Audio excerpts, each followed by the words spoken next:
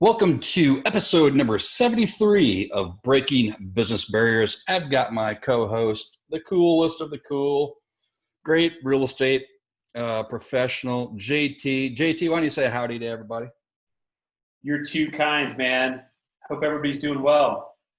Yeah, no kidding. I don't know how many times I've wished someone well or be safe in like almost every conversation. Heck, I walk out of Costco and I'm telling everyone be safe, wish you Yeah, well and the whole thing. So I wonder how many times all of us say that routinely throughout each and every day of our lives, especially in today's world. Well, JT and I thought, well, let's do something a little different. We took a little time over the 4th of July. Maybe JT spent a little bit of time with his family. Maybe I spent a little bit of time with family and barbecue. But that's we know the truth behind that.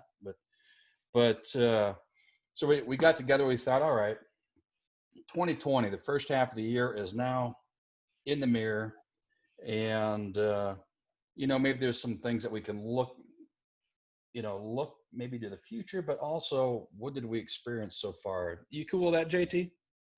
yes, sir. Absolutely.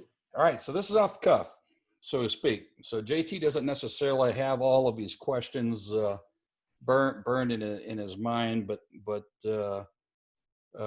so good old Brent Duhaime here is going to ask JT a few questions, and he can fire some back at me if you'd like. Hey, JT, if I were to tell you at the beginning of the year that there would be a global pandemic of epic proportions and it was 100% certain, what would you have done? So let's say January 1st, we're going through our goals, what's breaking business barriers going to look like, other things, your business, your family. What would you have done if all of a sudden, you had that vision that, man, the SHI, is going to hit the fan? Well, gosh, I don't know if I would have believed it. I probably would have been in denial. But yeah, just to the advice I would give is to just check your priorities and try to be as courteous and thoughtful towards others. Even if we disagree with someone else's take on the whole thing, just keep in mind that this is all new territory to everyone, and emotions are obviously flying high. And I think the biggest piece of advice is just to be considerate towards everyone else on it.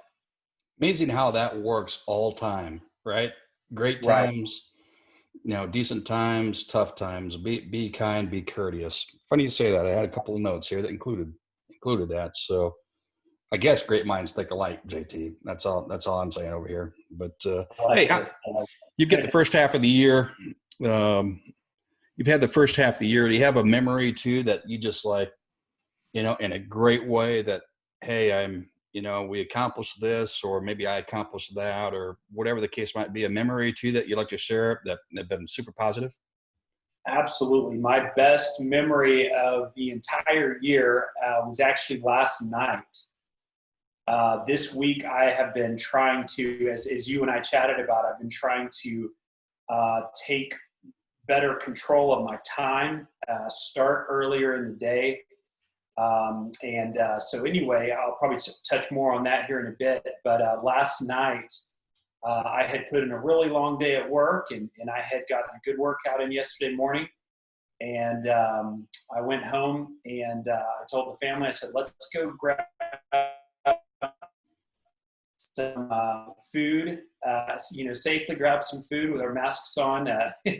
Let's go order some food, and let's go, after that, let's go fishing. So I went into Walmart and got a couple little fishing poles, and we went to a lake that's right here in the center of McKinney, Adriatica, if you're familiar with the area.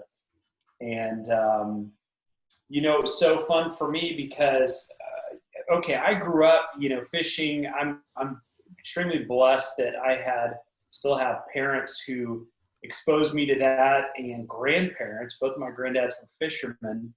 But I have not been good about exposing my children to that historically. So last night we went and fished, and to a guy like me who's fished a lot in the past, maybe doesn't seem like the most exciting thing in the world. Well, for my two little boys, they were just completely in awe. I was showing them how to cast the rod, how to put the worm on the hook. I might have even whistled the Andy Griffith theme song. Man, that was literally the best memory of since this whole COVID thing started. Simple is good. Who got the most dirty between the boys? Who put us all to shame was my wife. Laura caught like 7 fish. So we were, thinking that, I don't know, I would, just maybe it's chauvinistic, but I was thinking that, I was the one out of the family who had the most experience with fishing, and she was just putting us all to shame. So I have to give her the title of getting in there and getting our hands the dirtiest. Been there, done that. The girls have whipped both Brandon and I in the past, rightly so, and well deserved. The no doubt, but fun, right? You guys said that the whole piece of that was fun. I haven't figured out how to do the whole restaurant and going to the restaurant and eating with my mask on, but I get barbecue sauce all Yeah, over. right. I'm not really sure. Yeah, exactly. Hey, what's been the most difficult hurdle or memory? And those don't necessarily mean it's something bad. It just means a hurdle and a challenge, which then we can learn from. Anything come to mind on that, JT? Yeah, I think just all the uncertainty. I'm blessed to be in an industry that surprisingly is busier than ever right now. We're still kind of scratching our heads on that.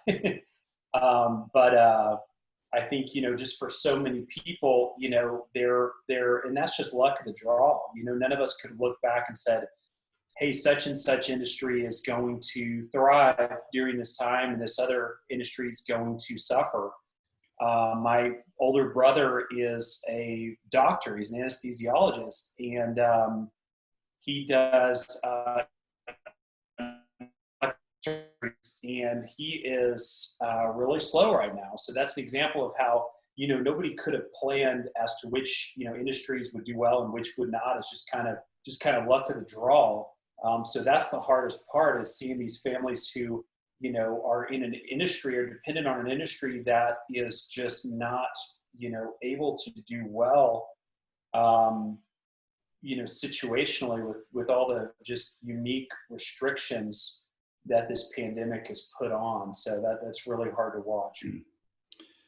Yeah, it is, right? I mean, it touches everyone in different ways, certainly. And a great example is someone in the medical profession. You would never think that they would ever be concerned about having to be on furlough or being on this, that, or the other thing, because Mhm. they're always in need. But yeah, and that's what's been scary about it, the unknowns along with all the health pieces. What do you miss most, or maybe you don't?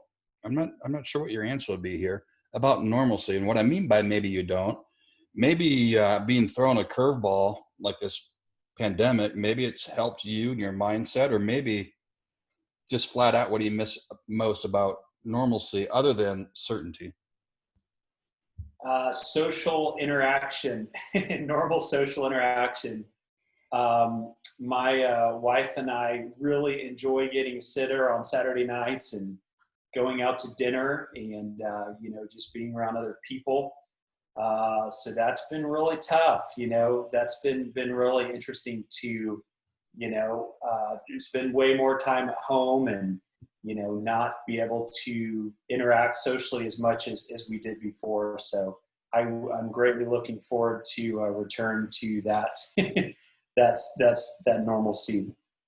Yeah, I think my wife would concur with that, because at the Duhaime household, when we talk about getting a sitter, it's my wife and the two kids leaving, and they bring a sitter in and make sure that I don't get myself in any trouble. Imagine that. Nice, very nice.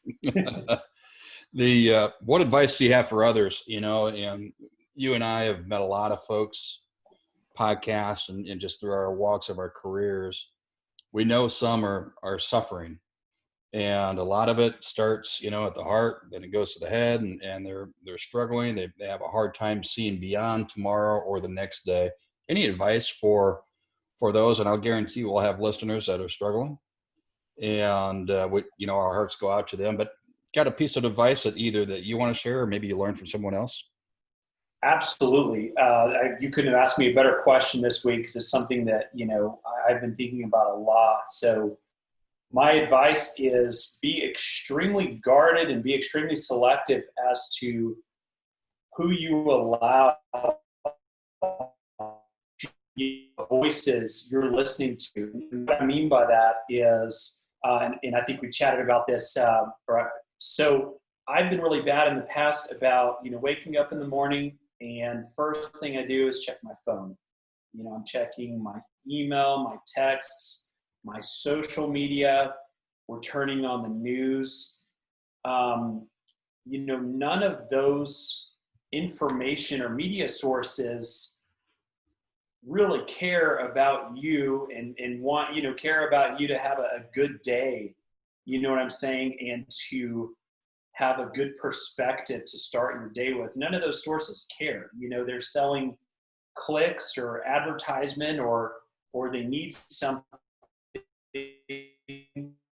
So I just started doing this past week is I was telling you, I've been turning my phone off maybe 7, 8 p.m. at night if I don't have any urgent matters that are going to require my attention that night.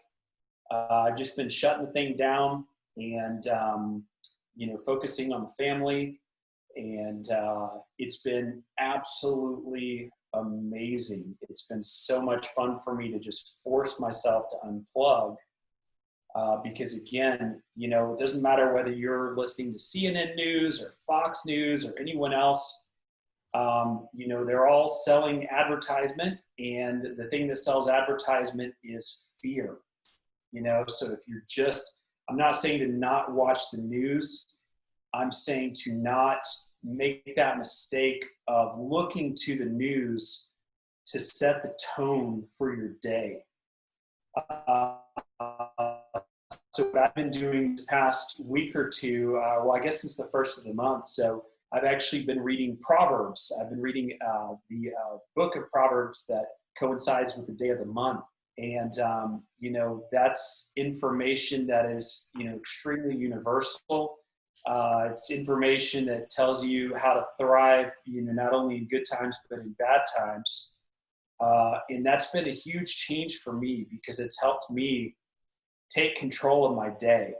And then, instead of looking at Facebook, I tell people all of these media sources that I mentioned, it's like opening an empty refrigerator and expecting to find a super healthy, mega food salad in there. It's not going to be in there. And that encouragement, that guidance that you need to get through a hard time like this is not going to be on CNN. It's not going to be on Fox. It's not going to be on, it's not going to be in your email. So that's my advice is be proactive in who you're looking to or what you're looking to set the tone and set the pace for your day. Here, here. Cheers to that one. No doubt about it. So, in summary, JT is saying control what you intake. It'll provide probably pluses on what your outtake is, right? And how you do your job, how you interact with your family, friends, and associates and business and what have you. So I think that's really, really important. It's tough to do though, right? It's so hard to do. It's, people like looking at train wrecks, so that's the temptation when you first wake up is to look for something that's not necessarily the most healthy information to consume. No kidding. And you also said be very careful who you associate yourself with, right? It doesn't necessarily have to be like-minded, but someone who's willing to listen. And if you ask for advice, they'll Right. give you sound advice. Right. All right, I've got a few, before we go into a little lightning round thing here, I just want your thoughts and just a few words of each one that I read off, but I do want to make sure that we thank a couple of our sponsors, JT, and that's Open Media Source, who provides us this platform along with others to be able to leverage podcasting and what have you, along with American Option Insurance, the insurance gurus that do home, auto, you name it, good folks. Just give them a call for a quote. They're in not all states in the United States, but a lot of them. So, hey, let's JT, let's go into this. When I say this, encourage kids. What's that mean to you? Encourage kids. Man,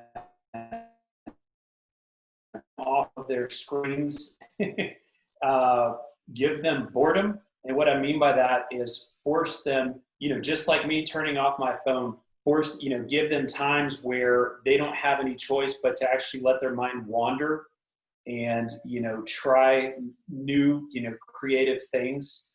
Set an example. Don't just tell them to get off their video games and then sit there on your own device, as many of us parents do. Teach them optimism, teach them to be careful with, how they treat others and careful with, their outlook on the world. Yeah, well said. I may add just to everything awesome that you just said. And many of these kids that'll be old enough to remember what it was like going through an incredible challenge of that 2020 provided via the pandemic. And that's being at home, not being around their little friends growing up that they want to hang with. And I think some of these kids will be the toughest kids on the planet when this passes. I think it'll breed a lot of entrepreneurs. I just think it's amazing, for the kids who really want to get out there and get after it and have the right people supporting them and giving them the encouragement to go after their dreams. What do you think about this one? Listen. What's it mean to you? The word was listen. It cut out a little bit there. Listen. Okay. And I'm going to clarify that I wasn't not listening whenever you said listen. It actually cut out. Sure. The irony is strong, right? That buyer sent you an offer and you were eyeballing that. Don't blame me. See? I plugged in my my hardwire to the internet because it's cutting out there for me. So, yep. But you asked what the word listen brings to mind. So, I think George W. Bush had an awesome quote recently, regardless of where, you stand on the political spectrum. He said, this is a time to listen and not to lecture. I think that with all of the uncertainty, and I realize that's another buzzword we keep saying, but with all of the uncertainty, it's like everybody wants to give an answer and a solution.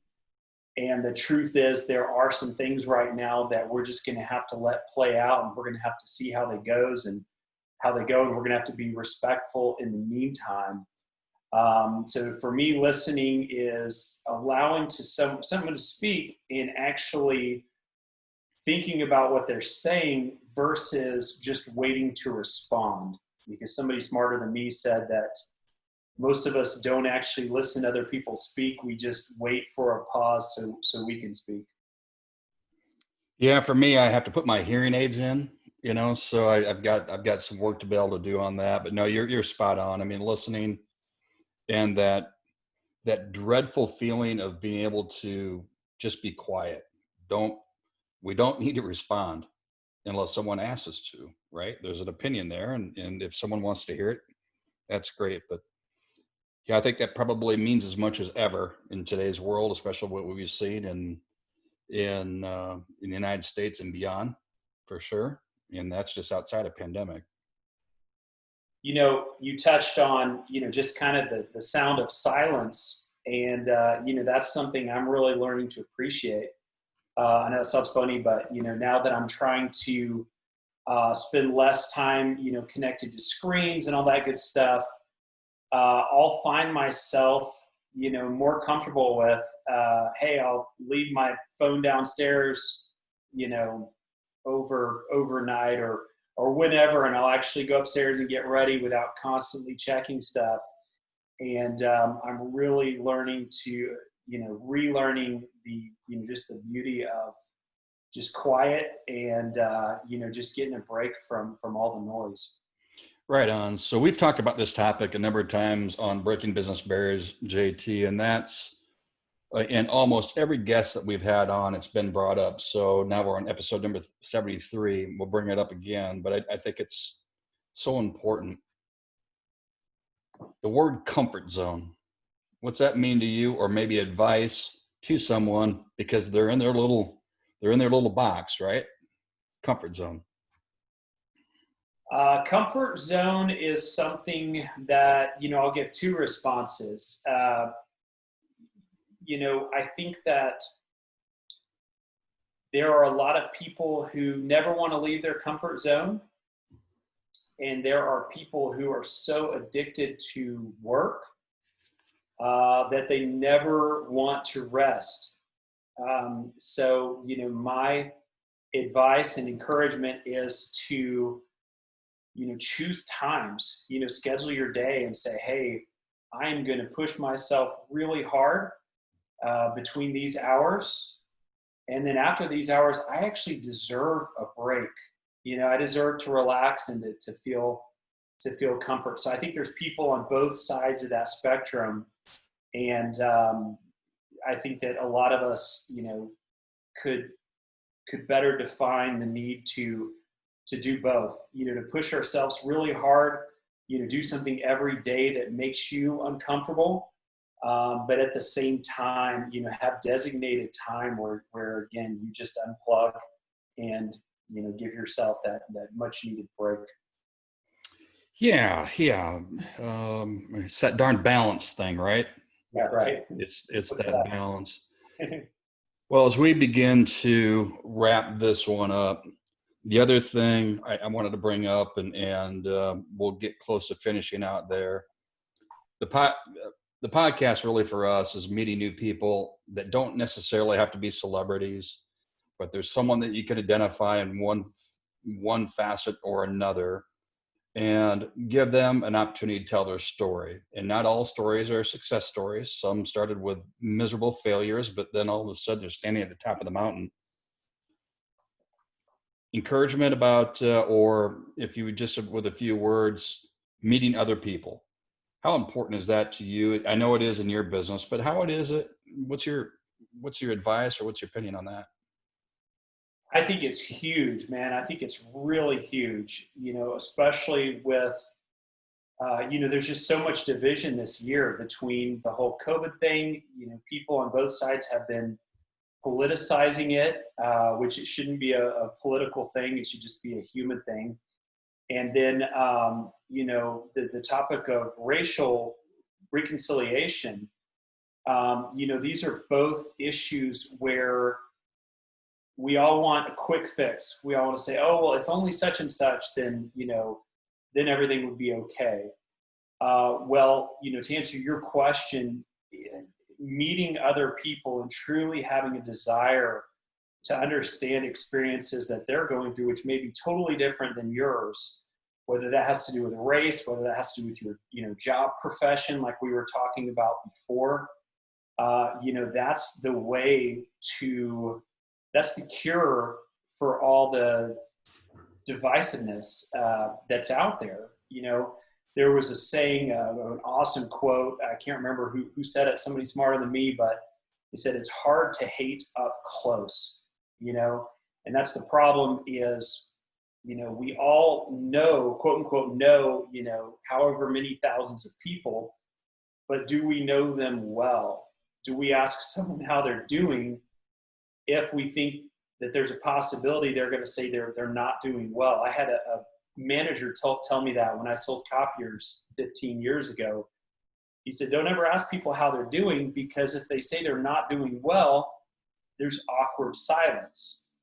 Well, I don't agree with that. I think that, we should ask people questions and actually be ready for an answer that may not be, a perfect answer. We should truly have a desire to understand what people go through, especially if they're different than us, especially if they have a different background, or again, they're in a different, socioeconomic status, or a different race. I think it's very important to meet people and truly get to know them and truly understand what their life is like. Wow, I should have. Oh, wait, we are recording this. We may put that into some script. That's really well said, and I appreciate you sharing that with not only myself and everyone else. Well, looking ahead to the rest of 2020, there's opportunity. There's also opportunities for failure. We learn from those, and hopefully they don't press us down. But as you said earlier, make sure you're surrounded with the right kind of people that can provide the right advice. Will listen without having to think about that response the entire time that they're listening. Right. But hey, man, I appreciate it. There's a little break for us as we just took a snapshot at the middle of the year and what's behind us, and we'll spend some more time with our guests looking ahead here in 2020 Brent, and beyond, because time does fly. I got a couple questions for you, if you don't mind. All right. Yep. So, with the whole COVID thing, as we call it, right? What are some things that you feel we've learned from this that we can take with us, that may better us, for years to come? I think yeah, I'll be short and sweet to this one. It is uncertainty is always around. Right. And that Certain. ties back to what we talked about comfort zone. It talked about our plans. It talked about if we work hard, it uncertainty is here. And then we either grab it, the bull by the horns, or the bull gets us. And it also goes back to family, friends, great people surrounding us, because it's been difficult, right? I mean, not going out and hanging out and with buddies or business partners or what have you. We're social animals, and that gate's been put around us. Right. Yeah, it's certainly been a tough time, and but at the same time been encouraging to see the good it brings out in a lot of people. Absolutely. All right, You know, man. I've enjoyed all of the creative ways to be social. All the progress in technology, and seeing more people Zoom call their grandparents. Well, hey, if your grandparents are 4 states away, you need to keep doing that even after COVID's over. Oh, no doubt about it. Zoom is I've been using Zoom for a long time. I know you had been as well, but it's a household word. It's like dish soap. Use it every day. I Yeah. mean, literally every day. Well, JT, I know we're about out of time. Again, this was just the two of us, doing a reflection and then a look forward, sharing some advice. I really appreciate what you had to say, and couldn't agree with all of those comments more. So, Jared Ty, co-host of Breaking Business Barriers, and behalf of our sponsors and what have you, we appreciate you all, appreciate you listening, and occasionally, hey, if you like what we're doing, hit the like button and then do a share, and we would appreciate that. All right, signing off. This is Brent Duhaime and Jared Ty, and as always, it's onward and upward. Take care, everyone.